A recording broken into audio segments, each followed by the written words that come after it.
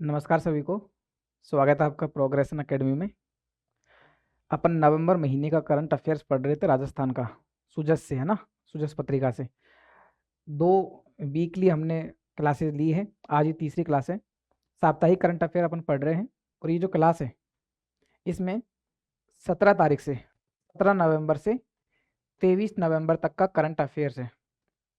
17 नवंबर से 23 नवंबर का ये जो सुजस पत्रिका है इसे अपन ने कवर किया है। ठीक है, तो मंथ में ऐसे 4 क्लासेस हो जाएगी। अपन वीकली क्लास लेते हैं करंट अफेयर्स के लिए। आरपीएससी और आरपीएससी जो फर्स्ट ग्रेड का एग्जाम है आपका, उसके हिसाब से जो भी पैटर्न है, वर्तमान में जो बदला हुआ पैटर्न है करंट अफेयर्स के प्रश्नों का, तो उन सभी को कवर करते हुए अपन यहाँ पढ़ रहे हैं। तो पहली न्यूज है, उत्तर क्षेत्रीय परिषद की 32वीं बैठक 17 नवंबर 2025 को। ये याद रखना, आरपीएससी का ये फेवरेट टॉपिक होता है, यहाँ से आरपीएससी जरूर पूछेगा, है ना। ये याद रखना है आपको, उत्तर क्षेत्रीय परिषद की 32वीं बैठक कब होती है? 17 नवंबर को। अच्छा, कहाँ होती है? फरीदाबाद में। ठीक है, इसको याद रखना है। उत्तर क्षेत्रीय परिषद की 32वीं बैठक 17 नवंबर को फरीदाबाद, कहाँ पे है? हरियाणा में आयोजित होती है। याद रखना, उत्तर क्षेत्रीय परिषद की 32वीं बैठक याद रखनी है, फरीदाबाद में होती है। अच्छा, ये आरपीएससी पहले पूछ चुकी है कि जो क्षेत्रीय परिषदें होती है, क्षेत्रीय परिषद होती है, इसका अध्यक्ष कौन होता है? अध्यक्ष कौन होता है, ये आरपीएससी पहले पूछ चुकी है। ठीक है, तो आपको पता होना चाहिए क्योंकि ये चर्चा में था, है ना। तो क्षेत्रीय परिषदों का अध्यक्ष कौन होता है? केंद्रीय गृह मंत्री। कौन होता है? केंद्रीय गृह मंत्री अध्यक्ष होता है, याद रखना। क्षेत्रीय परिषद का अध्यक्ष कौन होता है? केंद्रीय गृह मंत्री होता है। ये न्यूज आपको याद रखनी है ना। तो यहाँ पे अध्यक्षता कौन करेगा? केंद्रीय गृह एवं सहकारिता मंत्री। कौन है आपके? अमित शाह। श्री अमित शाह ने अध्यक्षता की। याद रखना, जिस राज्य में आयोजन होता है ना, जैसे हरियाणा की मेजबानी में ये आयोजन हुआ था, तो हरियाणा के मुख्यमंत्री उपाध्यक्ष होंगे। ये याद रखना है। उपाध्यक्ष कौन थे? हरियाणा के मुख्यमंत्री थे। उत्तर क्षेत्रीय परिषद की 32वीं बैठक, ये क्रम याद रखना, 32वीं बैठक फरीदाबाद हरियाणा में होती है। केंद्रीय गृह एवं सहकारिता मंत्री श्री अमित शाह द्वारा इसकी अध्यक्षता की गई। उपाध्यक्ष कौन है? हरियाणा के मुख्यमंत्री। ये उपाध्यक्ष है, याद रखना है इसको।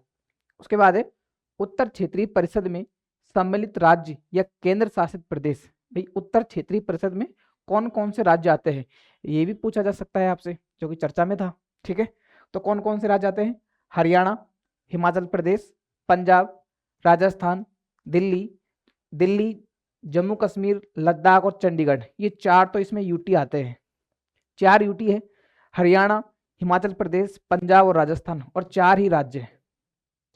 ये याद रखना है, 4 राज्य है इसमें और 4 ही केंद्र शासित प्रदेश है। कौन सी परिषद है? उत्तर क्षेत्रीय परिषद। ये याद रखना है, उत्तर क्षेत्रीय परिषद की 32वीं बैठक कहाँ पे होती है? आपके फरीदाबाद हरियाणा में होती है। अध्यक्षता कौन करता है? केंद्रीय गृह एवं सहकारिता मंत्री। कौन करता है? केंद्रीय गृह एवं सहकारिता मंत्री श्री अमित शाह ने अध्यक्षता की। उपाध्यक्ष कौन थे? हरियाणा के मुख्यमंत्री उपाध्यक्ष थे। याद रखना है उसको। इसके बाद है, उत्तर क्षेत्रीय परिषद में सम्मिलित राज्य। 4 राज्य हैं। कौन कौन से है? हरियाणा हुआ, पंजाब, राजस्थान और हिमाचल प्रदेश। 4 केंद्र शासित प्रदेश हैं, जम्मू कश्मीर, लद्दाख, दिल्ली और चंडीगढ़। ये याद रखना है, आपको याद रखना है कि कौन सा, ये पर कौन सा प्रदेश या कौन सा केंद्र शासित प्रदेश उत्तर क्षेत्रीय परिषद में सम्मिलित नहीं होता।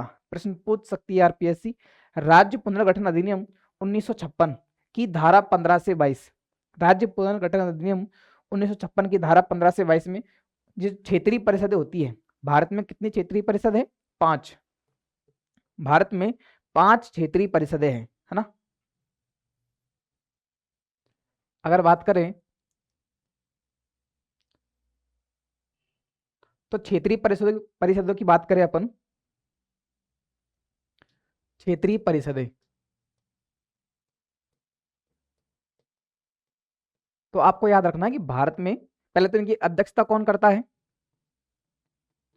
अध्यक्षता कौन करता है? केंद्रीय गृह मंत्री। केंद्रीय गृह मंत्री इनकी अध्यक्षता करता है ना। ये याद रखना है। और भारत की बात करें तो भारत में 5 5 क्षेत्रीय परिषदें हैं, क्षेत्रीय परिषदें हैं, ये याद रखना है। यहां से प्रश्न आएगा, आपको ये याद रखना है। केंद्रीय गृह मंत्री अध्यक्षता करता है। भारत में 5 क्षेत्रीय परिषदें हैं। अब 5 कौन कौन सी है?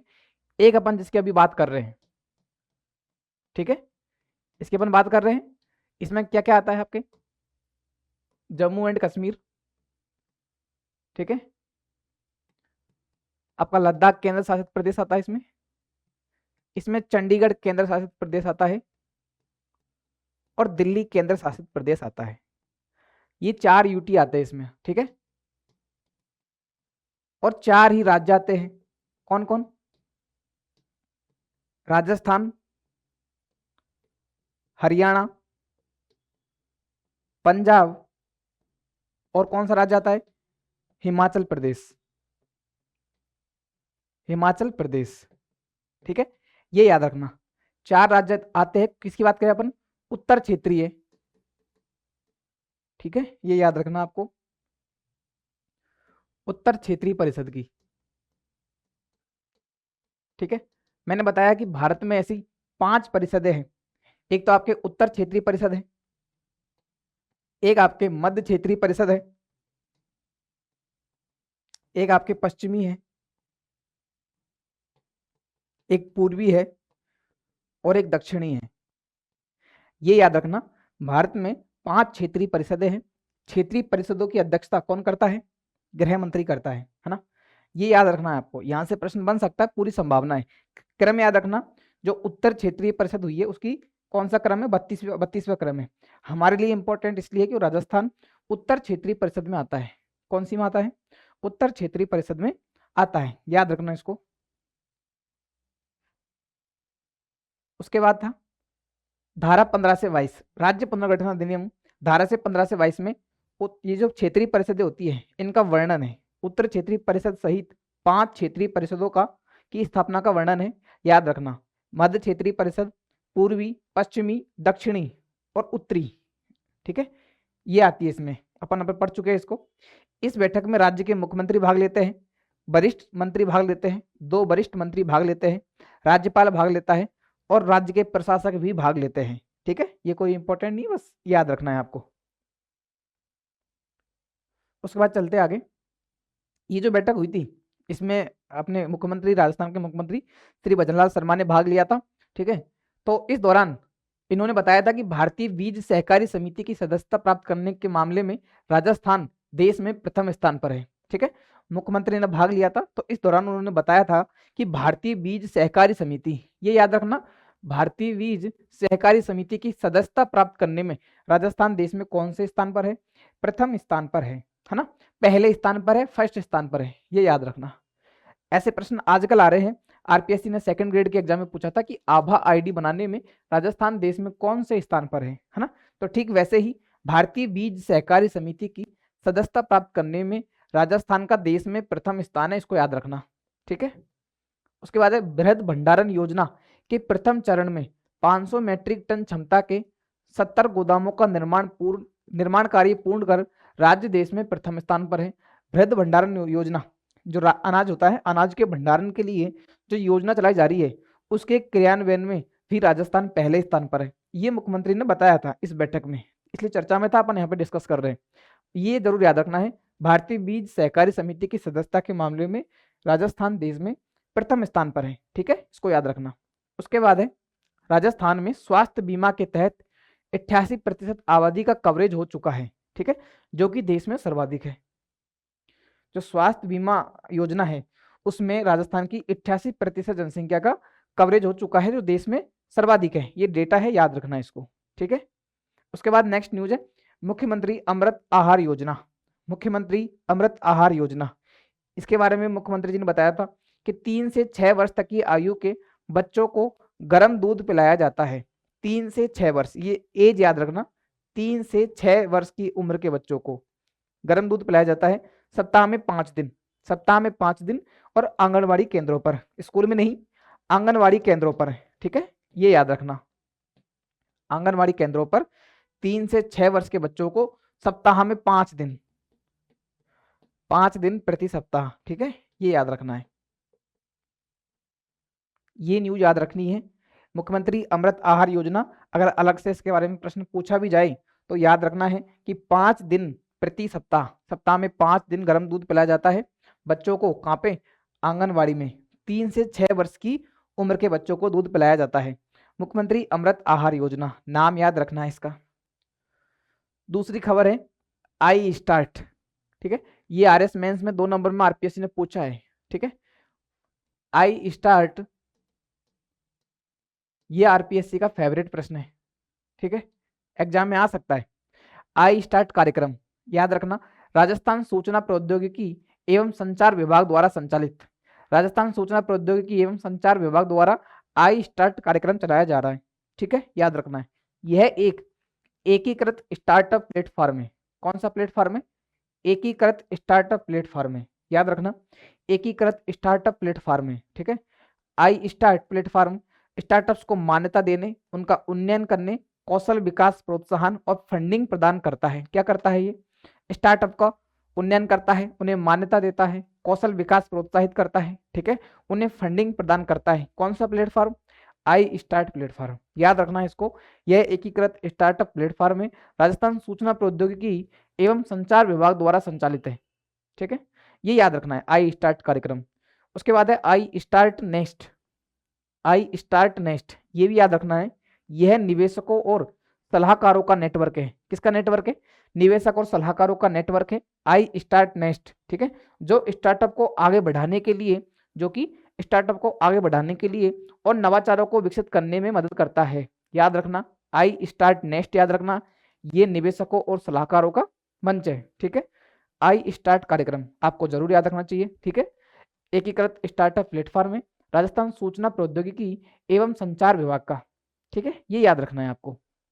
उसके बाद है इंक्यूबेशन सेंटर, ये एक फैक्ट है, याद रखना। इंक्यूबेशन सेंटर कहाँ पे? राजस्थान में, जयपुर में है। एक है टेक्नो हब। टेक्नो हब इन दिनों बहुत चर्चा में चल रहा है। क्या? Techno hub. राजस्थान में टेक्नो हब कहाँ पे है? आपके जयपुर में है। कहाँ पे है? जयपुर में। जयपुर में टेक्नो हब है, और ये याद रखना। टेक्नो हब कहाँ पे है? जोधपुर में है क्या? नहीं, कहाँ पे है? जयपुर में है। याद रखना है, टेक्नो हब जयपुर में है, याद रखना है आपको। ठीक है, तो टेक्नो हब जयपुर में है और इंक्यूबेशन सेंटर कहाँ पे है? जयपुर में है। ये याद रखना है। I start next incubator. ठीक है, आई स्टार्ट नेक्स्ट इंक्यूबेटर, ये सेंटर स्थापित किए जाएंगे कहाँ पे? चूरू, उदयपुर, कोटा, जोधपुर, बीकानेर, पाली और चूरू। ठीक है, ये चर्चा में था, सुजस की पत्रिका में दिया हुआ था। ठीक है, आरपीएससी सुजस पत्रिका को ढंग से उठाती है, यहाँ से प्रश्न अच्छे से उठाती है ना, तो आपकी जिम्मेदारी बन जाती है कि एक प्रश्न सही हो जाए। ठीक है, इसलिए थोड़ा डीपली पढ़ना जरूरी है, ज़्यादा नहीं तो ये जरूर याद रखना कि टेक्नो हब कहाँ पे है? जयपुर में है। इंक्यूबेशन सेंटर कहाँ पे है? जयपुर में है ना। और आई स्टार्ट कार्यक्रम क्या होता है? ठीक है, याद रखना है।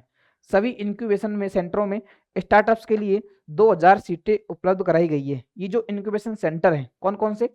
भरतपुर में, उदयपुर, कोटा, जोधपुर, बीकानेर, पाली और चूरू में जो इंक्यूबेशन सेंटर है, यहाँ पर 2000 सीटें किसके लिए?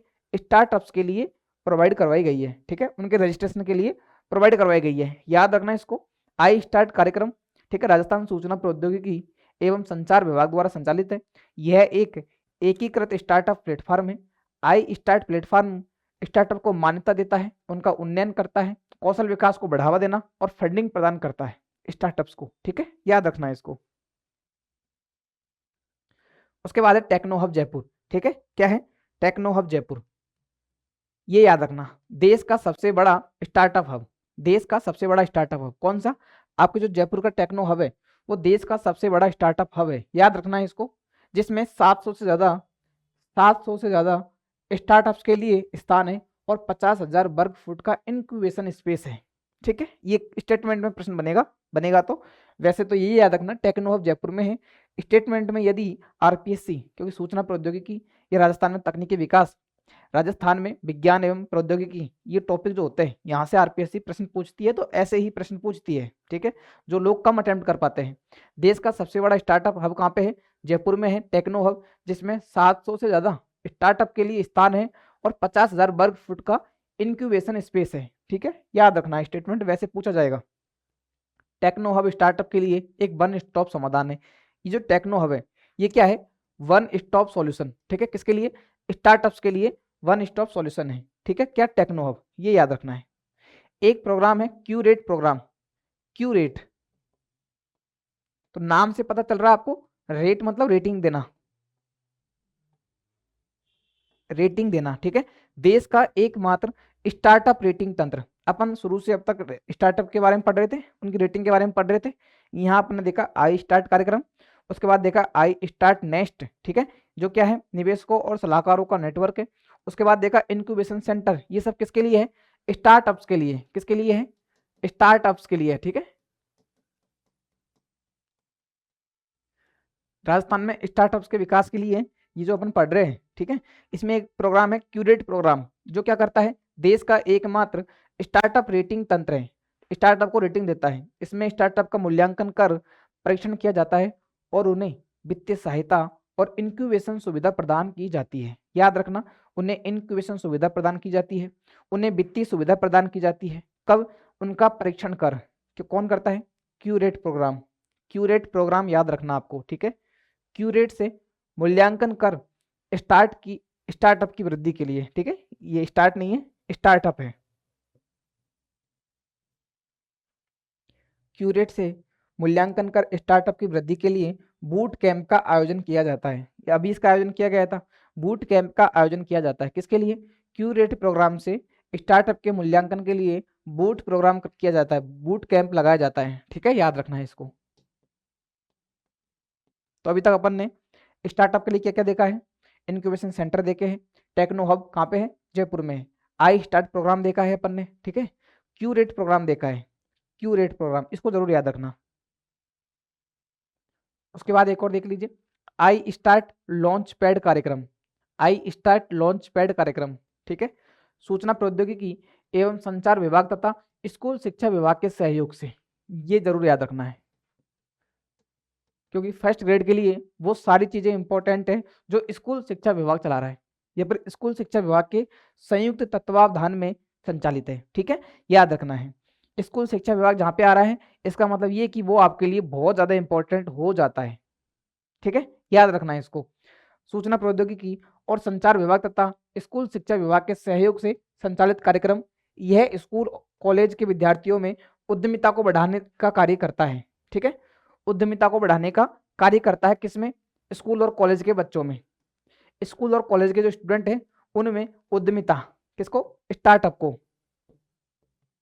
स्टार्टअप को बढ़ाने के लिए कार्य करता है आई स्टार्ट लॉन्च पैड कार्यक्रम। याद रखना है, वर्तमान में 33 जिलों में 65 I start launch pad nest संचालित हो रहे हैं। वर्तमान में 33 जिलों के according 65 I start launch pad कार्य कर रहे हैं वर्तमान में, ठीक है। ये पूछेगा नहीं क्योंकि वर्तमान में 41 जिले हो चुके हैं, ठीक है। पर ये याद रखना कि आई स्टार्ट लॉन्च पैड कार्यक्रम किसके सहयोग से संचालित है। याद रखना, ऑप्शन में वो जरूर देगा, सूचना प्रौद्योगिकी एवं संचार विभाग तथा स्कूल शिक्षा विभाग के सहयोग से। ये याद रखना है, स्कूल एवं कॉलेज के बच्चों में स्टार्टअप को बढ़ाने के लिए, ये फिर जो उद्यमिता है उसको बढ़ाने के लिए कार्य करता है। कौन सा कार्यक्रम है? आई स्टार्ट लॉन्च पैड कार्यक्रम, ये याद रखना है, ठीक है। चलते हैं उसके बाद आगे। पीएम किसान सम्मान निधि योजना, ठीक है। ये इन दिनों बहुत चर्चा में है। कारण क्या है? क्योंकि इसकी 21वीं किस्त जारी की गई है।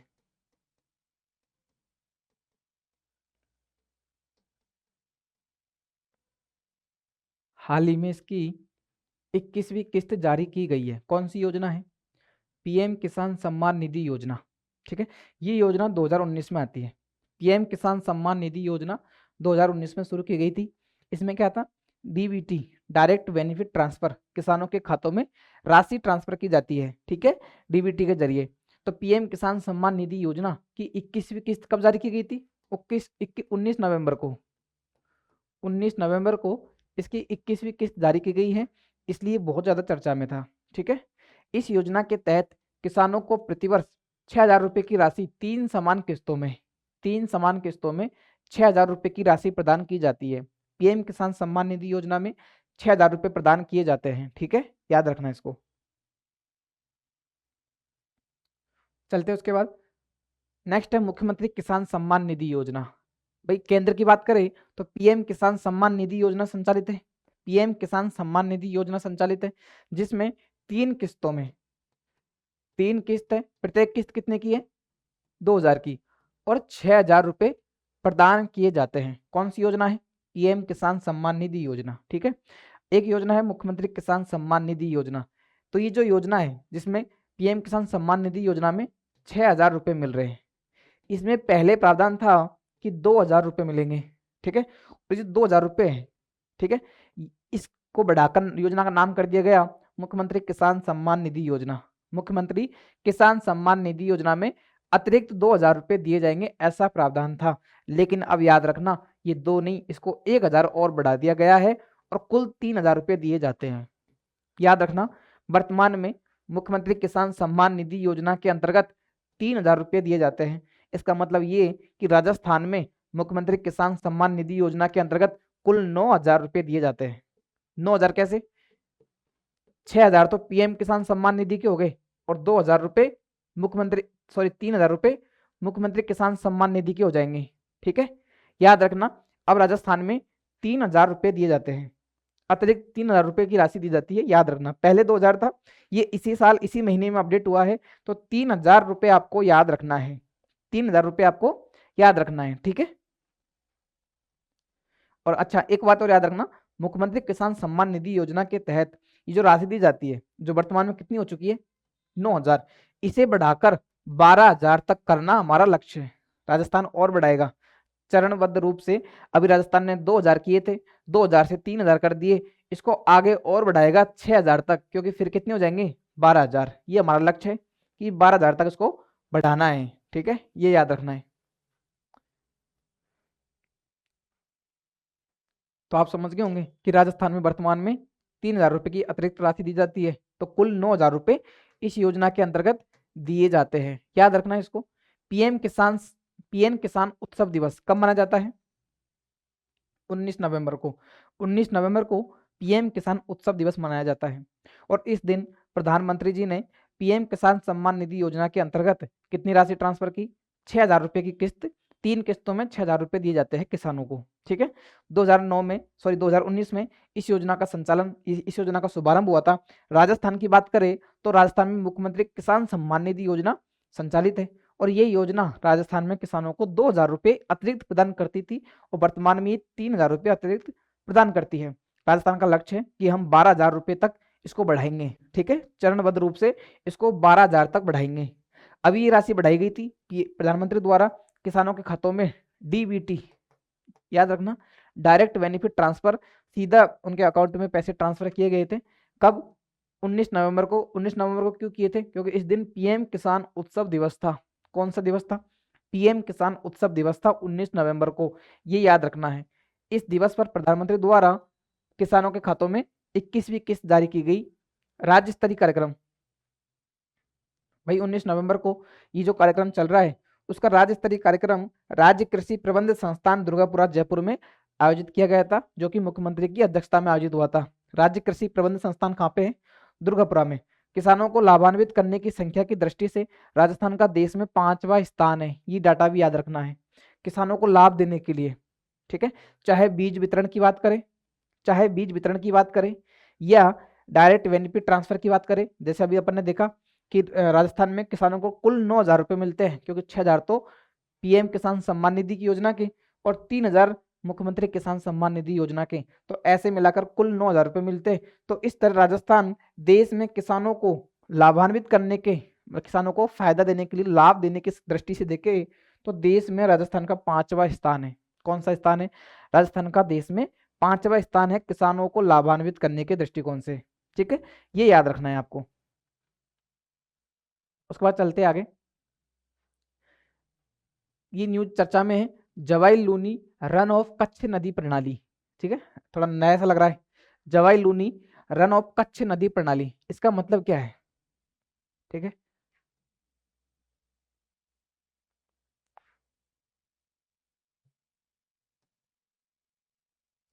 ये आपका राजस्थान है, और ये आपका क्या है? कच्छ का रन है ना। यहाँ पे क्या है? अरब सागर है, ये अरब सागर है। ठीक है। तो ये जो परियोजना है जवाई लूनी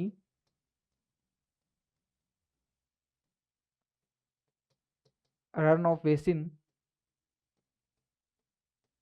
नदी प्रणाली, जवाई लूनी रन ऑफ बेसिन नदी प्रणाली, इसमें क्या है कि अरब सागर से ड्रेजिंग के जरिए, ड्रेजिंग का मतलब क्या होता है, जल को अपलिफ्ट करना, जल को उठाना। जैसे यहाँ पानी है, जल को यहाँ लाना है, तो यहाँ से मिट्टी को हटाओ और पानी यहाँ तक आ जाएगा। ठीक है, पानी को यहाँ लाना है तो मिट्टी को हटा दो, पानी यहाँ तक पहुंच जाएगा, इसको बोलते हैं ड्रेजिंग। तो ड्रेजिंग प्रणाली से अरब सागर में जो कच्छ का भाग है, यहाँ से आपके राजस्थान के जालौर तक, कहाँ तक, जालौर तक, अरब सागर से जालौर को जोड़ना, जोड़ना मतलब इसको क्या बोलेंगे, इनलैंड पोर्ट, इनलैंड पोर्ट। ठीक है,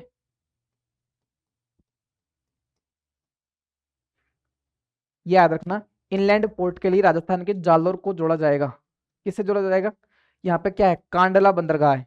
ठीक है, तो गुजरात के कांडला बंदरगाह से सीधा जोड़ा जाएगा ड्रेजिंग के जरिए। और इस परियोजना का नाम क्या है, जवाई लूनी रन ऑफ बेसिन नदी प्रणाली। अब जब पानी यहाँ से अरब सागर से जालोर तक जाएगा, तो सीधी सी बात है, पानी के जरिए जाएगा, पानी जल है, तो हाईवे बन जाएगा आपका NH 48।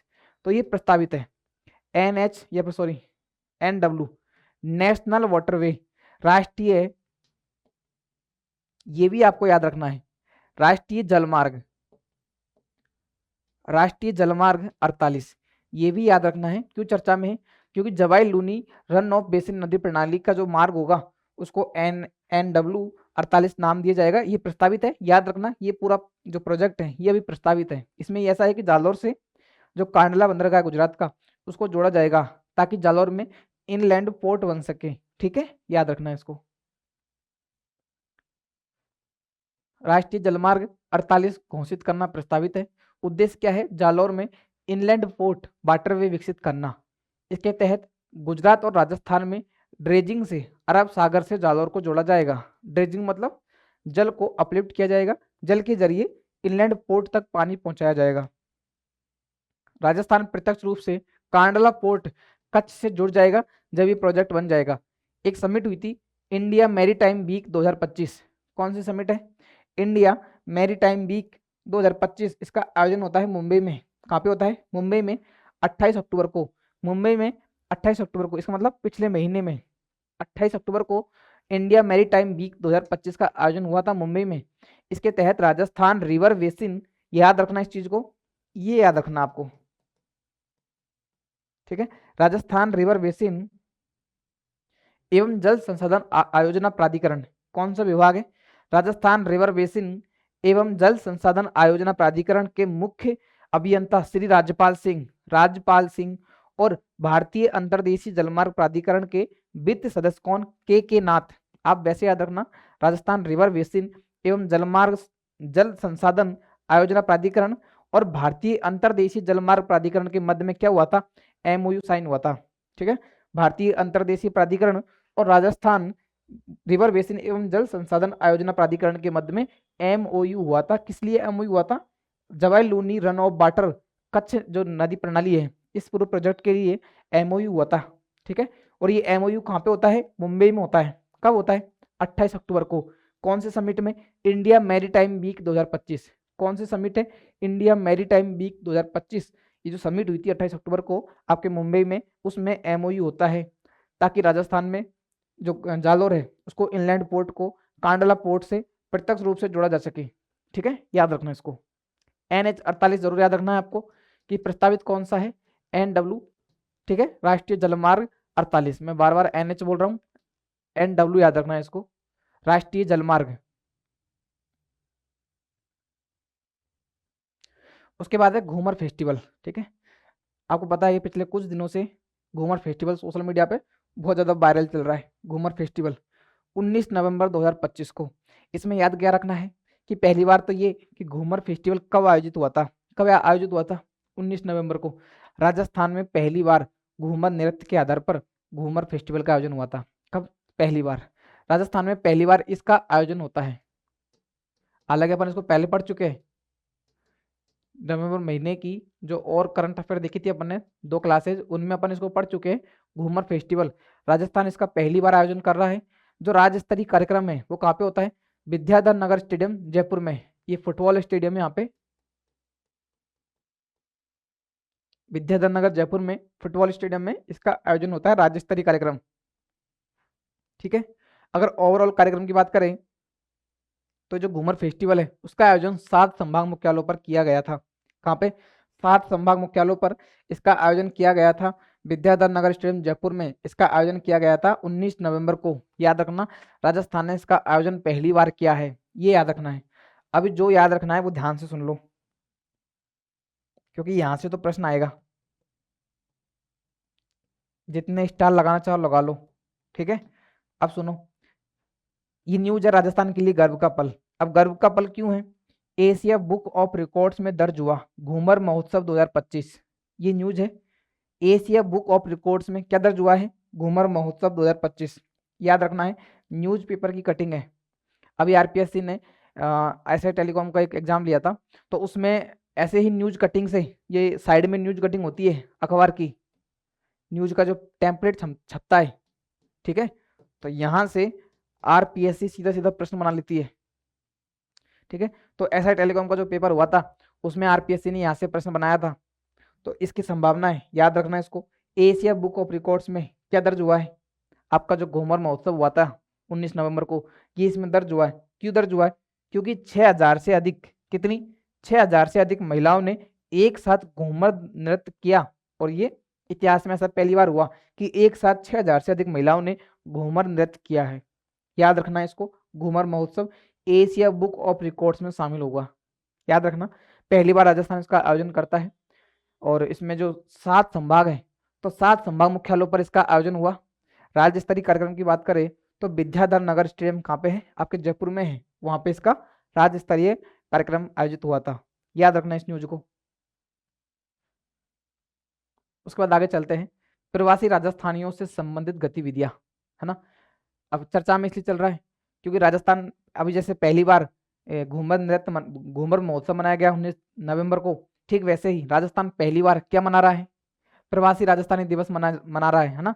राजस्थान पहली बार प्रवासी राजस्थानी दिवस मना रहा है। राजस्थान पहली बार प्रवासी राजस्थानी दिवस मना रहा है। कब मना रहा है? 10 दिसंबर को। इसलिए ये भी बहुत चर्चा में चल रहा है। 10 दिसंबर को राजस्थान पहली बार प्रवासी राजस्थानी दिवस मना रहा है ना। याद रखना इसको। तो इससे संबंधित कुछ गतिविधियां, कुछ एक्टिविटियां हैं जो अभी चल रही है। जैसे अपन ने पिछले महीने की पिछली जो करंट अफेयर की क्लास थी, वीक 2 नवंबर की, वीक 3 की क्लास है। वीक 2 की क्लास में अपन ने देखा था कि 27 नवंबर को क्या आयोजित किया जाएगा? 27 नवंबर को पर्यटन विभाग की प्री मीट का आयोजन किया जाएगा, प्री समिट का आयोजन किया जाएगा। किसके लिए? प्रवासी राजस्थानी दिवस के लिए, है ना। तो ये चर्चा में लगातार गतिविधि चल रही है। ये याद रखना आपको कि राष्ट्रीय और अंतर्राष्ट्रीय प्रवासी राजस्थानी मामले विभाग का गठन किया जाएगा। अभी जो मंत्रिमंडल था, तो मंत्रिमंडल ने ये निर्णय लिया कि राष्ट्रीय एवं अंतर्राष्ट्रीय प्रवासी राजस्थानी मामले विभाग, ये पूरा विभाग है, ठीक है, विभाग का नाम है, इस विभाग का गठन किया जाएगा। राष्ट्रीय एवं अंतर्राष्ट्रीय प्रवासी राजस्थानी मामले विभाग का गठन किया जाएगा, ये याद रखना है। ठीक है। उसके बाद है, यह विभाग प्रवासी राजस्थानियों और राज्य सरकार के बीच संवाद और सहयोग के लिए एक मंच के रूप में कार्य करेगा। ठीक है। प्रवासी राजस्थानी जो कि राजस्थान जो अलग देशों में रहते हैं, अंतर्राष्ट्रीय स्तर पर और राज्य सरकार के मध्य में उनके बीच संवाद बनेगा, संवाद आयोजित किया जाएगा, सहयोग बनेगा, और इसके लिए एक मंच प्रोवाइड करवाता है। मंच प्रोवाइड करवाता है क्या? जो राष्ट्रीय एवं अंतर्राष्ट्रीय प्रवासी राजस्थानी मामले विभाग है, ये विभाग इनके मध्य में एक मंच उपलब्ध कराएगा ताकि सहयोग हो सके और संवाद हो सके। ठीक है। याद रखना है इसको। दानदाताओं के नाम पर कालिंदी सिरोही में एक जगह है कालिंदी। ठीक है। तो ये जो दानदाता है, प्रवासी राजस्थानी दानदाता, इनके नाम पर कालिंदी सिरोही के महाविद्यालय और कैलाश नगर के महाविद्यालय का नाम ये दानदाताओं के नाम पर रखा गया है। ये न्यूज है, चर्चा में है। याद रखना आपको कि राष्ट्रीय एवं अंतर्राष्ट्रीय प्रवासी राजस्थानी मामले विभाग का गठन किया जाएगा आगे। ठीक है। और ये विभाग एक मंच के रूप में कार्य करेगा जो कि राजस्थानी और राज्य सरकार के बीच संवाद और सहयोग के लिए एक मंच के रूप में कार्य करेगा। दानदाताओं के नाम पर 2 कॉलेजों का नाम रखा गया है, ये भी याद रखना है आपको। कालिंदी सुरई में और कैलाश नगर में जो कॉलेज थे उनका नाम जो प्रवासी राजस्थानी दानदाता है उनके नाम पर रखा गया है। ठीक है, ये याद रखना है आपको।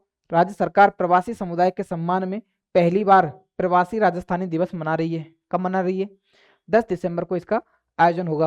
प्रवासी राजस्थानी दिवस समारोह कहाँ पे होगा? JECC सीतापुरा जयपुर में। ये न्यूज अपन तीसरी बार पढ़ रहे हैं। प्रवासी राजस्थानी दिवस के रूप में जो समारोह होगा, फाइनल समारोह 10 दिसंबर को, ये कहाँ होगा? JECC सीतापुरा में इसका आयोजन होगा। 10 दिसंबर को होगा। कालिंदी सुरई और कैलाश नगर के जो कॉलेज है उनका नाम चेंज कर दिया गया है। ठीक है, याद रखना। विभाग का गठन किया जाएगा ताकि सहयोग और संवाद किया जा सके। ठीक है, याद रखना आपको।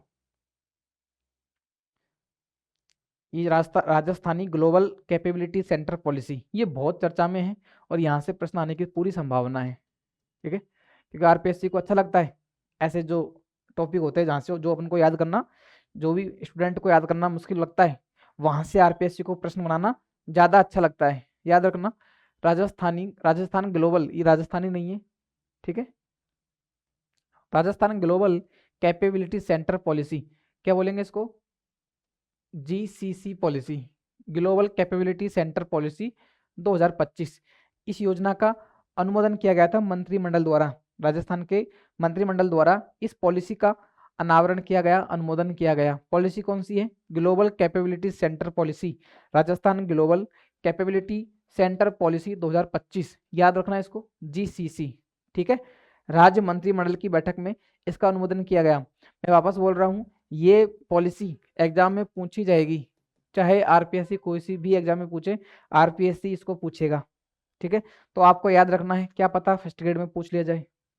Rajasthan global capability centre policy आपको याद रखना है, क्योंकि आरपीएससी ऐसे हर एग्जाम में, जैसे अभी वो कारागार कोई नीति कुछ संशोधन हुआ था विधेयक में, ठीक है, तो वो आरपीएससी ने पूछ लिया था। एक और योजना थी कुछ ऐसी, वो भी पूछी थी आरपीएससी ने। याद रखना, राज्य मंत्रिमंडल ने इसका अनुमोदन किया। इसका उद्देश्य क्या है?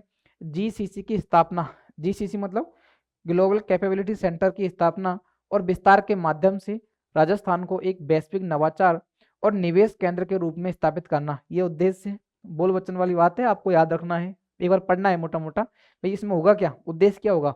ग्लोबल कैपेबिलिटी सेंटर की स्थापना करना, नवाचारों को प्रोत्साहित करना, यही होंगे उद्देश्य, है ना। नीति 2030 तक कार्य करेगी। ठीक है, जो नीति आई है 2025 में, GCC पॉलिसी 2025 कब तक रहेगी? 2030 तक। ठीक है, 2030 तक ये लागू रहेगी, याद रखना। नीति राजस्थान में, ये नीति है GCC पॉलिसी, राजस्थान में 200 से अधिक GCC स्थापित करेगी। कितने? 200 से अधिक GCC स्थापित करेगी। एक तो ये याद रखना है। 1.5 लाख रोजगार, कितना रोजगार है?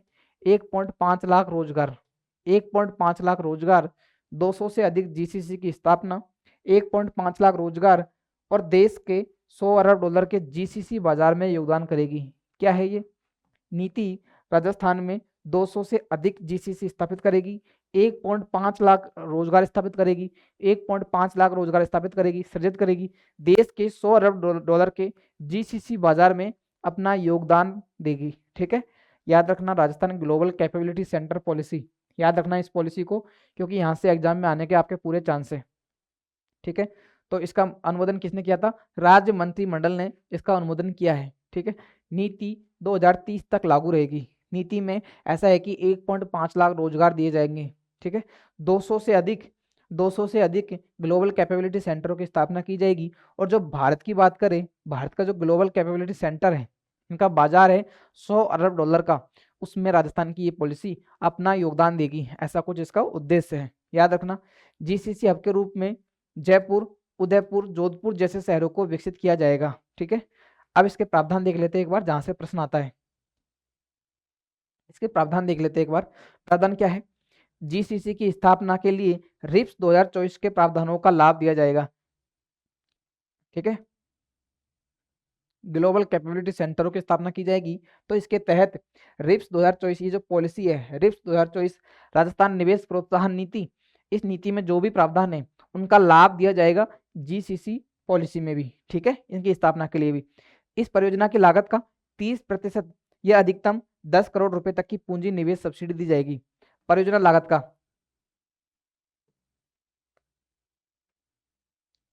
जैसे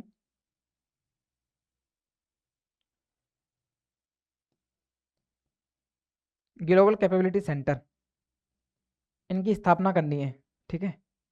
ग्लोबल कैपेबिलिटी सेंटर की स्थापना करनी है, तो इसमें एक तो आपको याद रखना है RIPS, Rajasthan investment promotion scheme, RIPS 2024, इसके प्रावधानों का लाभ दिया जाएगा, इसके तहत लाभ दिया जाएगा। इसमें कौन से लाभ है, जैसे बिजली का किराया, भूमि का कर है ना, स्टाम्प ड्यूटी, तो उन सब टैक्सों में छूट दी जाती है रिप्स के तहत। तो ये जो ग्लोबल कैपेबिलिटी सेंटर की स्थापना की जाएगी, इसके तहत भी रिप्स 2024 के जो प्रावधान है उनके दायरे में आकर छूट दी जाएगी, ये तो आपको याद रखना है। उसके बाद है इस परियोजना की लागत का 30%, जो जीसीसी की स्थापना की जाएगी और उस स्थापना में जो लागत आएगी उस लागत का 30%, लागत का 30%, यह अधिकतम 10 करोड़ रुपए, यह अधिकतम 10 करोड़ रुपए, याद रखना, या तो लागत का 30%, यह अधिकतम 10 करोड़ रुपए, यह लागत का 30%, यह अधिकतम 10 करोड़ रुपए का की सब्सिडी दी जाएगी, लागत का 30%, या 10 करोड़ रुपए की सब्सिडी दी जाएगी, याद रखना, याद रखना इस प्रावधान को, है ना। उसके बाद आगे कुछ प्रावधान और है, land cost incentive, land cost incentive, भूमि या लीज एरिया की लागत का 50%, ठीक है भाई। स्थापना की लागत जो आती है, स्थापना की लागत में 30% योगदान या 10 करोड़ का योगदान, 30% या 10 करोड़ रुपए की सब्सिडी दी जाएगी, सब्सिडी दी जाएगी। भूमि या लीज एरिया की लागत का 50% या अधिकतम 1 करोड़ रुपए, ठीक है। जो रेंट है, जो आपकी जो लैंड होती है, तो लैंड कॉस्ट इंसेंटिव में बात करें तो भूमि या लीज एरिया की लागत का 50% या अधिकतम 1 करोड़ रुपए, ठीक है, याद रखना है इसको। भूमि की बात आए तो 50% या 1 करोड़ रुपए, यदि स्थापना के समय की लागत की बात आए तो उसका 30% या 10 करोड़ रुपए की सब्सिडी दी जाएगी। कर्मचारियों के वेतन की बात करें, कर्मचारियों के वेतन की बात करें तो पहले 3 वर्षों तक 30%, अधिकतम 1.25 लाख प्रति कर्मचारी, ये याद रखना, 1.25 लाख प्रति कर्मचारी वेतन की बात चल रही है प्रति वर्ष, प्रति वर्ष एक कर्मचारी को 1.25 लाख के वेतन की बात चल रही है ना, पेरोल सब्सिडी दी जाएगी। कर्मचारियों के वेतन की बात करें तो पहले 3 वर्षों पर, याद रखना, पहले 3 वर्ष, तो 3 से 30 याद रखना, पहले 3 वर्ष 30% की सब्सिडी दी जाएगी, पहले 3 वर्ष 30% की सब्सिडी दी जाएगी, ये आपको याद रखना है। अधिकतम 1.25 लाख प्रति कर्मचारी प्रति वर्ष की सब्सिडी दी जाएगी, ठीक है, याद रखना है इसको। कर्मचारियों के वेतन की बात करें तो 3 वर्ष तक कितना है, 30% है, 3 से 30 याद रखना है ना, 3 वर्ष का 3%। कर्मचारियों के वेतन का प्रति वर्ष प्रति कर्मचारी 1.25 लाख रुपए की पेरोल सब्सिडी दी जाएगी। लैंड कॉस्ट इंसेंटिव की बात करें, इसका मतलब भूमि का किराया या भूमि के लीज की बात करें तो उस पर कितना दिया जाएगा, 50% या अधिकतम 1 करोड़ रुपए की छूट दी जाएगी, ठीक है, याद रखना उसको। किराए पर संचालित इकाइयों को पहले 3 वर्षों तक, अब कोई इकाई है जो किराए पे जमीन ली गई है, ठीक है, तो किराए पे संचालित इकाइयों को पहले 3 वर्षों तक किराए का 50%, ठीक है, उनका किराया पहले 3 वर्षों तक 50% और अगले 2 वर्षों के लिए 25%। पैसों की बात करें तो अधिकतम 5 करोड़ रुपए प्रति जीसीसी प्रति वर्ष का रेंटल असिस्टेंट के रूप में मिलेगा, ठीक है, याद रखना आपको, रेंटल असिस्टेंट अधिकतम 5 करोड़ रुपए, रेंटल असिस्टेंट के रूप में अधिकतम 5 करोड़ रुपए का अनुदान मिलेगा, ठीक है, रेंटल असिस्टेंट के रूप में अधिकतम 5 करोड़ रुपए का अनुदान मिलेगा, आपको याद रखना। उसके बाद है कर्मचारियों के कौशल विकास को प्रोत्साहित करने के लिए प्रशिक्षण लागत का, अब बात करें यदि प्रशिक्षण की लागत का तो 50%, प्रशिक्षण लागत का 50%, अधिकतम 2.5 करोड़ रुपए, ठीक है, अधिकतम 2.5 करोड़ रुपए प्रति जीसीसी। याद रखना ये चीजें कि पहले 3 वर्ष की बात करें, किराए की बात करें, यदि किराए पर लेते हैं तो 3 वर्ष के लिए 50% है, अगले 2 वर्षों के लिए 25% है, 3 वर्ष के लिए 50% है, अगले 2 वर्ष के लिए 25% है और अधिकतम 5 करोड़ रुपए है। क्या है, रेंटल असिस्टेंट के रूप में बात करें तो। यदि कौशल विकास की बात करें तो कौशल विकास के तहत प्रशिक्षण लागत का कितना, प्रशिक्षण लागत का 50%, कितना है 50%, अधिकतम 2.5 करोड़ रुपए प्रति जीसीसी प्रति वर्ष दिया जाएगा, याद रखना। ग्रीन इंसेंटिव, रिसर्च में पेटेंट या कॉपीराइट की लागत पर 50% की सहायता की जाएगी। ग्रीन इंसेंटिव इसका मतलब यह है कि यदि योजना, ये जो आप जीसीसी इकाई स्थापित करते हो तो पर्यावरण संरक्षण के तहत, ठीक है, या फिर रिसर्च एंड डेवलपमेंट, इसके अनुसार पेटेंट और कॉपीराइट की लागत का 50% की सहायता की जाएगी आपको, ठीक है, याद रखना है आपको 50% की सहायता की जाएगी। स्टाम्प ड्यूटी एवं बिजली शुल्क पर भी छूट दी जाएगी, याद रखना, स्टाम्प ड्यूटी एवं बिजली शुल्क पर भी छूट दी जाएगी, ये भी याद रखना है। ग्रीन इंसेंटिव और रिसर्च एंड डेवलपमेंट, इसके तहत जो पेटेंट लिए जाते हैं या फिर कॉपीराइट एकाधिकार लिया जाता है, ठीक है, तो इस पर भी आपको कितनी छूट दी जाएगी, 50% की सहायता आपको की जाएगी, ठीक है, याद रखना है आपको। रिप्स जो पॉलिसी है, रिप्स के तहत आपको प्रोत्साहन दिए जाएंगे। लैंड कॉस्ट इंसेंटिव, मतलब भूमि का किराया या लीज पर अगर भूमि लेते हो आप तो उसका प्रतिशत का बात करें तो 50% और अधिकतम 1 करोड़ रुपए की आपको सहायता दी जाएगी, ठीक है, याद रखना आपको। कर्मचारियों के वेतन की बात करें तो 3 वर्ष तक 30% या फिर 1.25 लाख प्रति कर्मचारी प्रति वर्ष का आपको सहायता की जाएगी। उसके बाद है किराए पे संचालित इकाइयां, यदि कोई इकाई किराए पे संचालित है तो 3 वर्षों तक किराए का 50%, अगले 2 वर्षों के लिए 25%, अधिकतम 5 करोड़ रुपए का प्रावधान है। कर्मचारियों के कौशल विकास के लिए यदि प्रशिक्षण की बात करें तो प्रशिक्षण का 50% या अधिकतम 2.5 करोड़ रुपए, ठीक है, ये भी याद रखना आपको।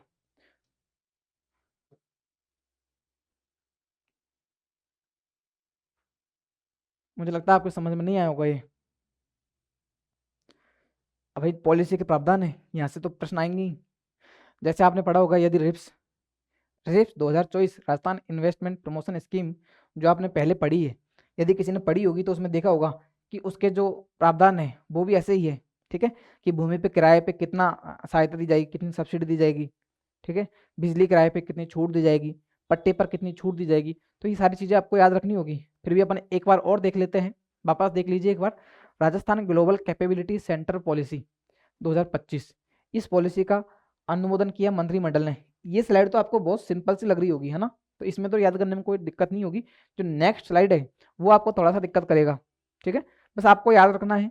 मोटा मोटा आप एक कीबोर्ड की पॉइंट बना लीजिए, जो शब्द है उनके की पॉइंट बना लीजिए, जैसे रेंटल असिस्टेंट के लिए, प्रशिक्षण के लिए, कौशल विकास में जो प्रशिक्षण दिया जाएगा उसके लिए, भूमि के किराए के लिए, रिप्स के तहत, या फिर जो पर्यावरण संरक्षण है ग्रीन सब्सिडी उसके तहत। तो ऐसे आप एक एक की पॉइंट बना लीजिए, और की पॉइंट के तहत कि भाई किराए पर इतना इतने करोड़ रुपए तक का, तो ऐसे मोटा मोटा आपको याद करना पड़ेगा, ठीक है, याद तो आपको करनी है। इस स्लाइड में तो आपको कोई दिक्कत नहीं है, यहाँ तक तो आपको कोई दिक्कत नहीं होगी, उसके बाद दिक्कत चालू होती है आपकी, याद रखना है आपको। एक बार वापस देख लेते हैं। जीसीसी हब के रूप में जयपुर, उदयपुर, जोधपुर जैसे शहरों का विकास किया जाएगा।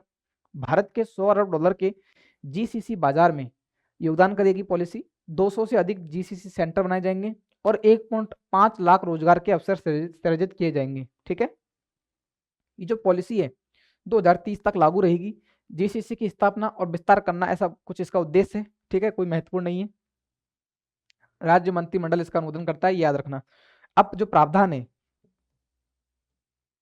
ये जो प्रावधान है यहाँ से आपके लिए दिक्कत होती है ना।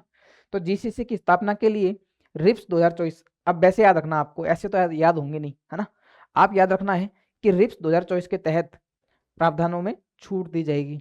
रिप्स 2024 की बात आती है यदि एग्जाम के प्रश्न में, तो आपको बोल देना कि हाँ ये तो सही है, रिप्स की बात तो होती है।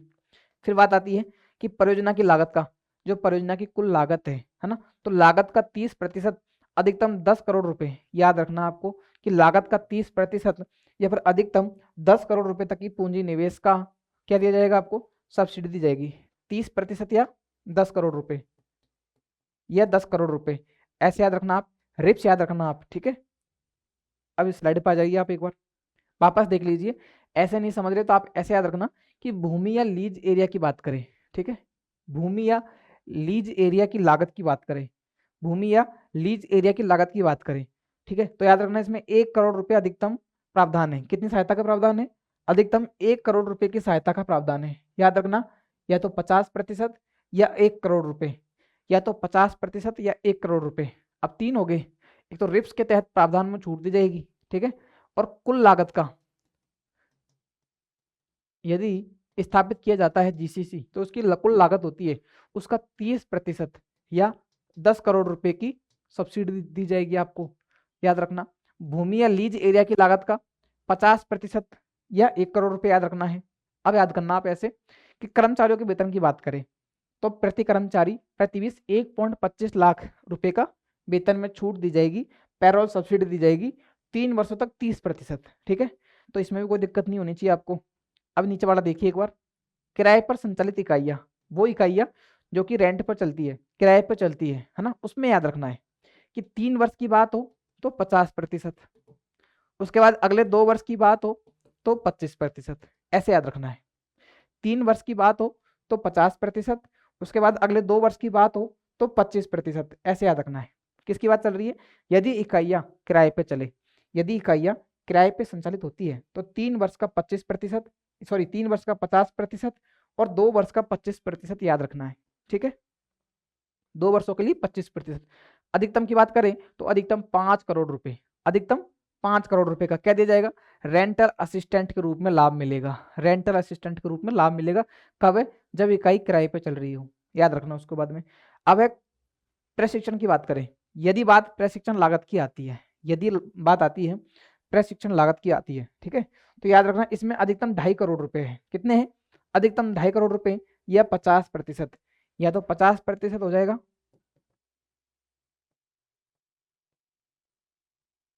या अधिकतम 2.5 करोड़ रुपए हो जाएगा। ठीक है, ग्रीन इंसेंटिव, रिसर्च एवं डेवलपमेंट, कॉपीराइट, पेटेंट की बात आती है तो कुछ भी राशि नहीं है, बस आपको 50% याद रखना है। ठीक है, 50% याद रखना है। स्टाम्प ड्यूटी एवं बिजली शुल्क में भी छूट दी जाएगी, ये आपको मोटा मोटा याद रखना है। ठीक है, उसके बाद है जीसीसी के तहत आवेदन। अभी जो पॉलिसी है कौन सी? जीसीसी, ग्लोबल कैपेबिलिटी सेंटर, इस जो पॉलिसी है उसके तहत राज्य निवेश सिंगल विंडो पोर्टल द्वारा आवेदन किया जाएगा। कौन सा पोर्टल है? राज निवेश सिंगल विंडो पोर्टल, याद रखना है। राज निवेश सिंगल विंडो पोर्टल, राज निवेश सिंगल विंडो पोर्टल आपको याद रखना है। यहाँ से ये पूछ सकते हैं, ये स्टेटमेंट में आ सकता है। जेसीसी आवेदन का निपटारा उद्योग एवं वाणिज्य विभाग के रूप में किया जाएगा। ये जो उद्योग एवं वाणिज्य विभाग है ये निपटारे के लिए नोडल एजेंसी है, ये याद रखना है। ग्लोबल कैपेबिलिटी सेंटर की बात करें तो राज निवेश सिंगल विंडो पोर्टल द्वारा आवेदन किया जाएगा। पोर्टल कौन सा है? राज निवेश सिंगल विंडो पोर्टल, ये पोर्टल याद रखना है। ठीक है, उसके बाद है जो आवेदनों का निपटारा किया जाएगा, कोई विवाद होता है उनका निपटारा किया जाएगा तो उसके लिए नोडल एजेंसी कौन सी है? उद्योग एवं वाणिज्य विभाग, उद्योग एवं वाणिज्य विभाग नोडल एजेंसी है, याद रखना। 2030 तक जीसीसी उद्योग में $110 बिलियन का योगदान अनुमानित है। ऐसा अनुमान लगाया जा रहा है कि 2030 तक इस उद्योग में कितना? $110 अरब का योगदान दिया जाएगा। ठीक है, याद रखना उसको। उसके बाद नेक्स्ट न्यूज है जॉइंट वेंचर कंपनी का गठन राज्य मंत्रिमंडल द्वारा। ठीक है, राज्य मंत्रिमंडल द्वारा एक तो प्रवासी जो विभाग बनाया जाएगा, राष्ट्रीय अंतर्राष्ट्रीय स्तर पर संवाद और सहयोग के लिए जो मंच के रूप में विभाग का गठन किया जाएगा, प्रवासी विभाग का जो गठन किया जाएगा राजस्थान में। ठीक है, एक तो वो निर्णय था मंत्रिमंडल का, एक था GCC policy, Rajasthan global capability centre policy 2025 का अनुमोदन किया गया, और एक थी जॉइंट वेंचर कंपनी के गठन का अनुमोदन किया गया। ये 3 निर्णय लिए थे मंत्रिमंडल ने। ठीक है, मंत्रिमंडल ने ये 3 निर्णय लिए थे। एक तो प्रवासी विभाग की बात करें, एक था आपके जीसीसी ग्लोबल कैपेबिलिटी सेंटर, और एक है जॉइंट वेंचर कंपनी। ठीक है, जॉइंट वेंचर कंपनी के गठन की का अनुमोदन किया गया। कंपनी कौन सी है? राजस्थान राज्य विद्युत उत्पादन निगम लिमिटेड और सिंगरेनी कोलरेज कंपनी लिमिटेड, ये दोनों मिलकर काम करेगी। ठीक है, कौन कौन सी है? RVUNL, राजस्थान राज्य विद्युत उत्पादन निगम लिमिटेड, राजस्थान राज्य विद्युत उत्पादन निगम लिमिटेड है। हाल ही में किसके साथ में जॉइंट वेंचर कंपनी गठित करने का निर्णय लिया? तो किसके साथ में? सिंगरेनी, ये नाम याद रखना, सिंगरेनी कोलियरीज कंपनी लिमिटेड, ये नाम याद रखना है आपको, सिंगरेनी वाला। ठीक है, ये इंपॉर्टेंट न्यूज है कि जॉइंट वेंचर कंपनी राजस्थान राज्य विद्युत निगम उत्पादन निगम लिमिटेड, राजस्थान राज्य विद्युत उत्पादन निगम लिमिटेड किसके साथ जॉइंट वेंचर कंपनी के गठन का प्रावधान करेगा? ठीक है, तो सिंगरेनी नाम याद रखना है, Singareni collieries company limited, Singareni collieries company limited के साथ में जॉइंट वेंचर कंपनी का गठन किया जाएगा, याद रखना है इसको। अब इसमें याद रखना है कि जो राजस्थान राज्य विद्युत उत्पादन निगम लिमिटेड है इसका योगदान है मात्र 26%। ठीक है, और सिंगरेनी की बात करें तो इसका योगदान है 74%। ये दोनों का प्रतिशत याद रखना है। ठीक है, दोनों की ये हिस्सेदारी याद रखनी है। दोनों की हिस्सेदारी याद रखनी है, 26% और 74%। अच्छा, एक और योजना जो आपने पढ़ी होगी करंट अफेयर्स में, जो राजस्थान में रिफाइनरी बन रही है बाड़मेर में, उसका योगदान भी इतना ही है। राजस्थान का 26% है और 74% किसका है? HPCL का है। ठीक है, याद रखना उसको। यहाँ जॉइंट वेंचर कंपनी के लिए राजस्थान का योगदान है 26%, है ना। और सिंगरेनी कोलरेज कंपनी का है 74%, याद रखना। अब ये जो जॉइंट वेंचर कंपनी बनी है, ठीक है, ये जो जॉइंट वेंचर कंपनी बनी है, ये क्या करेगी? ऊर्जा के लिए काम करेगी। ठीक है, राजस्थान में 1500 मेगावाट क्षमता के सौर ऊर्जा संयंत्र स्थापित किए जाएंगे। राजस्थान में 1500 मेगावाट के सौर ऊर्जा की बात करेगी। ठीक है, और जेवी खदान पर, किस पर? जेवी खदान पर 800 मेगावाट की कोयला आधारित ताप परियोजना स्थापित की जाएगी। 800 मेगावाट की कोयला आधारित ताप परियोजना स्थापित की जाएगी। कौन सी खदान है? जेवी खदान पर 9600 करोड़ रुपए की। ठीक है, जेवी खदान पर 9600 करोड़ रुपए की लागत से 800 मेगावाट की कोयला आधारित ताप परियोजना। जेवी खदान, कोयला आधारित ताप परियोजना 800 मेगावाट। ठीक है, 800 मेगावाट की कोयला की बात करें।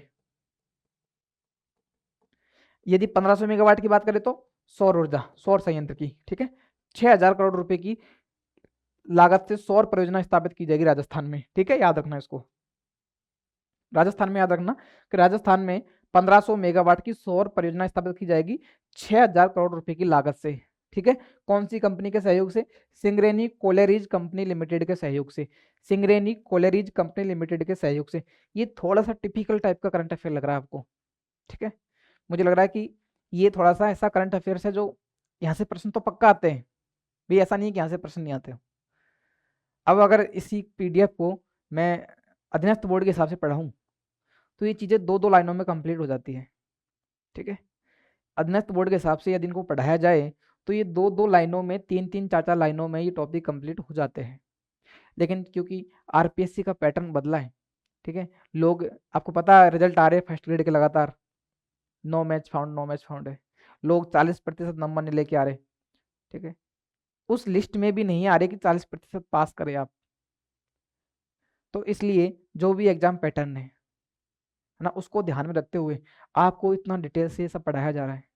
और ये ऐसा नहीं है कि कोई ऐसे आपको इधर उधर से चीज़ें ले ली हो, ऐसा कुछ नहीं है। ये आपके जो ऑफिशियल सरकारी जो पत्रिका है, जो सरकारी आपको सूचना देने का जो मार्ग है, संसाधन है, ठीक है, सुजस पत्रिका, जो कि आपके RPSC का तो एक तरह का घर बन चुका है प्रश्न बनाने का करंट अफेयर्स के हिसाब से। तो यहाँ से आपके लिए कंटेंट उठाया जाता है।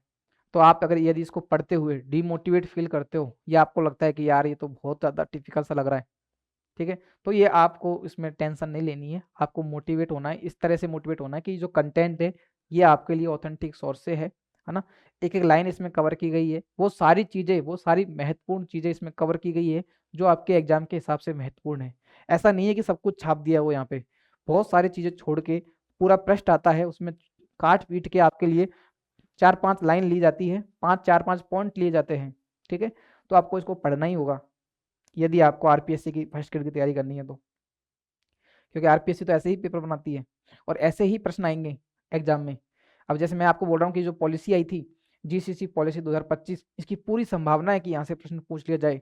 या फिर जॉइंट वेंचर कंपनी जो गठित हुई है राजस्थान में, 1500 मेगावाट की जो सौर परियोजना शुरू की जाएगी 6000 करोड़ रुपये से, तो इसमें क्या नहीं है जो पढ़ा छोड़ा जाए। ठीक है भाई, प्रश्न आ गया, जॉइंट वेंचर कंपनी है, किसके सहयोग से शुरू की गई है? तो सिंगरेनी नाम आपको याद करना ही होगा। ठीक है, उसके बाद में कि 1500 मेगावाट क्षमता की 6000 करोड़ रुपए से लागत से सौर परियोजना शुरू की जाएगी राजस्थान में, ये आपको याद करना होगा। राज्य मंत्रिमंडल ने इसका अनुमोदन किया। टू द पॉइंट चल रहे अपन, ठीक है, 26-74 की इसमें पार्टनरशिप है। ऐसा कोई टॉपिक ही, ऐसी कोई लाइन ही नहीं है जो आपके लिए इंपॉर्टेंट ना हो। ठीक है, तो आपको इसको पढ़ना होगा।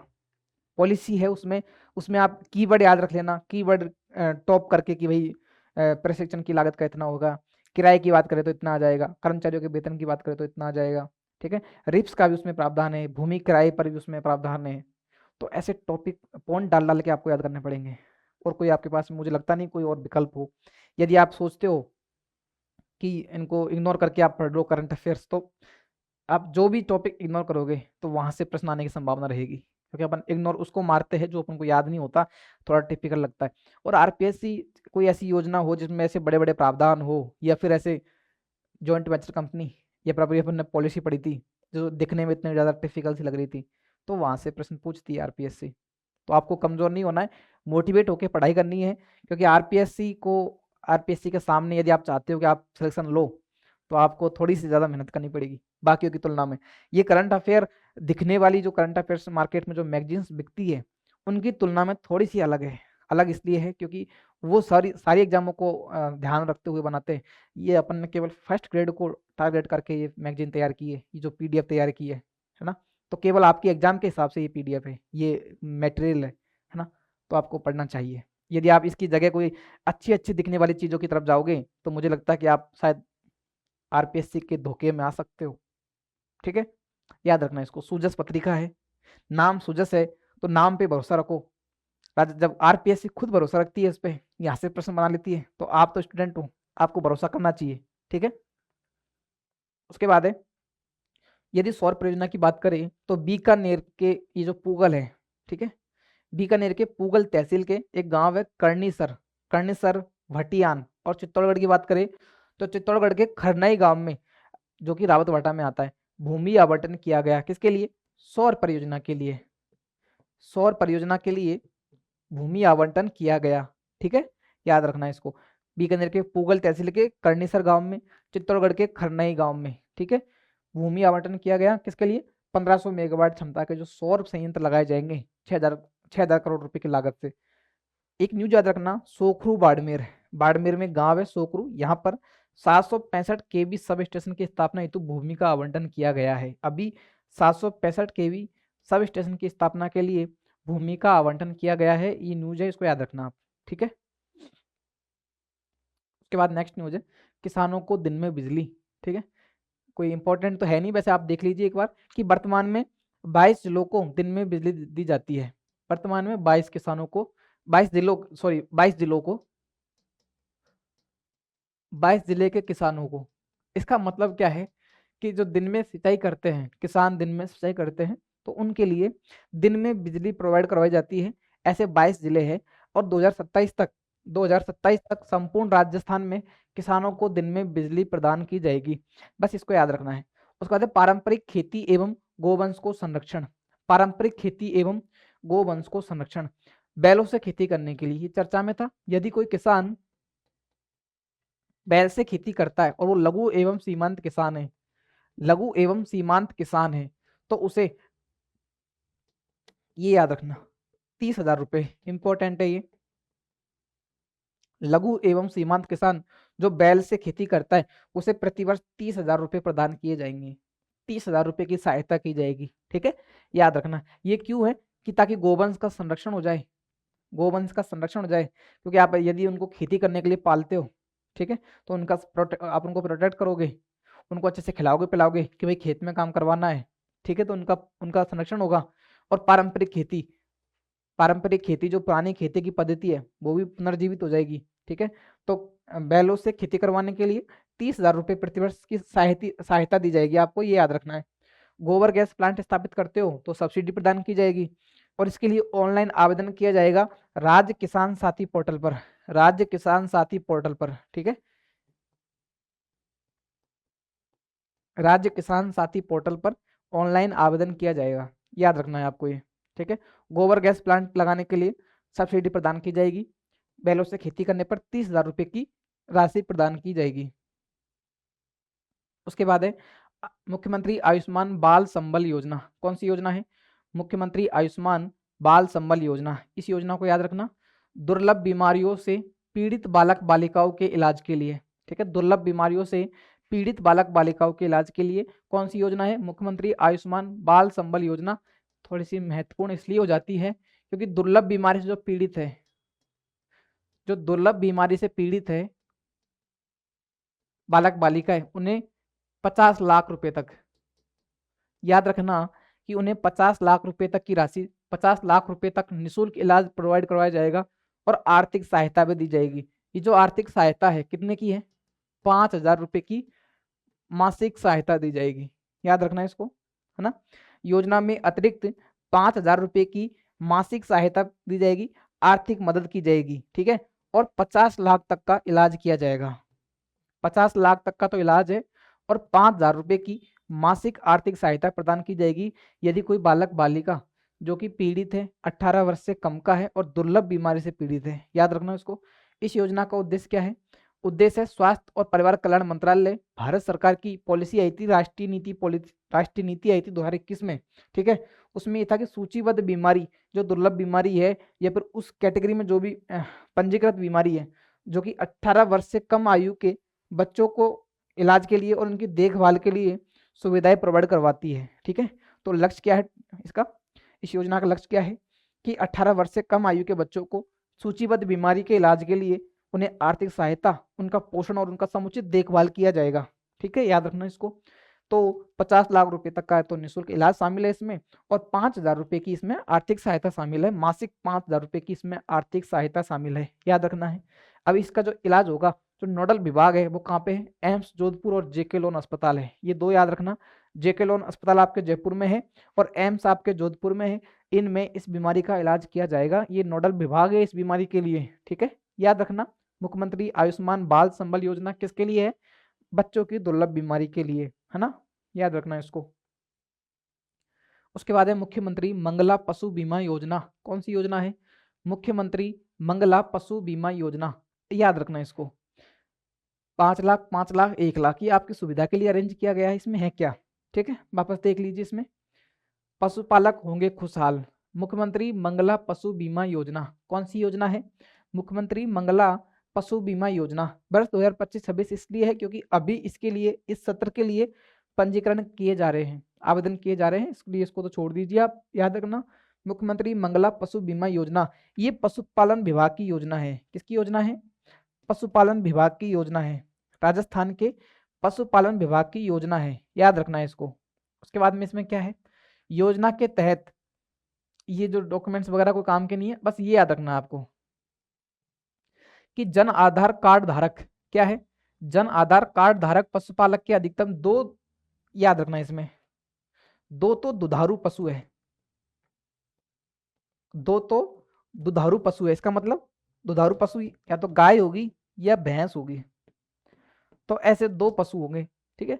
10 तो बकरी होगी, बकरी या भेड़ की बात करें, बकरी या भेड़ की बात करें तो कितनी होगी? 10, है ना।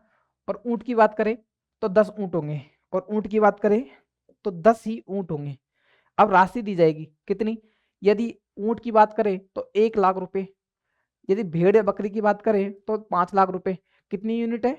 10 पशु है, 10 यूनिट है। दुधारू गाय भैंस की बात करें तो 2 पशुओं के लिए 5 लाख रुपए, भेड़ बकरी के लिए 5 लाख रुपए, दुधारू पशुओं के लिए 5 लाख रुपए और ऊंट के लिए 1 लाख रुपए। याद रखना 10 पशु ऊंट के लिए, भेड़ बकरी की बात करें तो 10 यूनिट है, गाय भैंस की बात करें तो 2 यूनिट है, ठीक है। और 10 यूनिट 10 यूनिट, याद रखना है। 5 लाख रुपए गाय भैंस के लिए, 5 लाख रुपए भेड़ बकरी के लिए और 1 लाख रुपए ऊंट के लिए। और इस योजना में प्रस्तावित व्यय कितना है? 400 करोड़ रुपए का। इस योजना में कुल 400 करोड़ रुपए का व्यय किया जाएगा। कितना व्यय किया जाएगा? 400 करोड़ का व्यय किया जाएगा, 400 करोड़ का व्यय किया जाएगा, ठीक है। याद रखना है जन आधार कार्ड धारक पशुपालक को अधिकतम 2 दुधारू पशु, गाय भैंस अथवा दोनों हो सकते हैं, 10 बकरी, 10 भेड़, ठीक है, 10 ऊंट वंश पशु का निःशुल्क बीमा किया जाएगा, निःशुल्क बीमा किया जाएगा। अब वो नेचुरल रूप से या कैसे भी वो उनकी मृत्यु हो जाती है, ठीक है, तो आपको पैसे दिए जाएंगे। यदि गाय भैंस है तो 5 लाख रुपए, यदि 2 दुधारू पशु है तो 5 लाख रुपए, 10 भेड़ बकरी है तो कितने? 5 लाख रुपए, 10 ऊंट है तो 1 लाख रुपए प्रोवाइड करवाए जाएंगे। ये पंजीकरण दस्तावेज है, ये आपके लिए कोई महत्वपूर्ण नहीं है, बस आपको याद रखना है इस योजना में पहले आओ पहले पाओ के आधार पर पंजीकरण होगा, ठीक है। पहले आओ पहले पाओ के आधार पर पशु बीमा बीमा होगा, याद रखना इसको। जो लिखा है इसने, पहले आओ पहले पाओ, ठीक है, याद रखना इसमें पहले आओ पहले पाओ।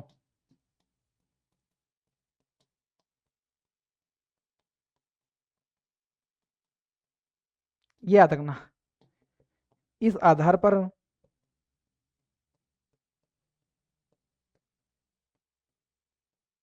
पहले आओ पहले पाओ के आधार पर पशु बीमा करवाया जाएगा। पशुपालन विभाग याद रखना है इसमें, ठीक है, याद रखना इस योजना को। चलते आगे। उपराष्ट्रीय पल्स पोलियो अभियान मुख्यमंत्री द्वारा शुरू किया गया था। ये कल शुरू हुआ था। कब? 23 नवंबर को क्या था आपके, संडे था। 23 नवंबर को संडे था, और संडे को मुख्यमंत्री जी ने उपराष्ट्रीय पल्स पोलियो अभियान शुरू किया। ठीक है, राजस्थान के मुख्यमंत्री श्री भजनलाल शर्मा ने उपराष्ट्रीय पल्स पोलियो अभियान शुरू किया, याद रखना है इसको। 5 वर्ष तक के बच्चों को पोलियो प्रतिरक्षक दवा पिलाई गई। 2 बूंद हर बार, पोलियो पर जीत रहे बरकरार, इस पोस्टर का विमोचन किया गया। संपूर्ण प्रदेश में 1 करोड़ से अधिक बच्चे, 1 करोड़ से अधिक बच्चों को पोलियो की दवा खुराक पिलाई गई, यह याद रखना। कब, 23 नवंबर को, कल की बात है ये। ठीक है, 2 बूंद हर बार, पोलियो पर जीत रहे बरकरार, ये इसका पोस्टर था, इसका विमोचन किया गया। 5 वर्ष तक के बच्चों को ये दवा पिलाई जाती है। ठीक है, तो याद रखना इसको। तो आज की अपनी करंट अफेयर की क्लास कंप्लीट हो चुकी है। ठीक है, अपन 3 कैटेगरी में अपन ने पढ़ा था, फिर 1 से 8 नवंबर का देखा था पहली क्लास में, जो कि आपकी हो चुकी है। उसके बाद था 9 से 16 नवंबर का, ये सेकंड क्लास में हो गया था। और आज जो है अपना 17 नवंबर से 30 नवंबर का था, जो अपन ने पढ़ लिया। अब 24 नवंबर के बाद का करंट अफेयर अपन जो नेक्स्ट क्लास लेंगे उसमें देखते हैं। ठीक है, अपन सुजस को नवंबर महीने की जो करंट अफेयर्स है उसको अपन वीकली कवर कर रहे हैं। तो आप सभी से जुड़िए चैनल से। ठीक है, आप सभी का धन्यवाद।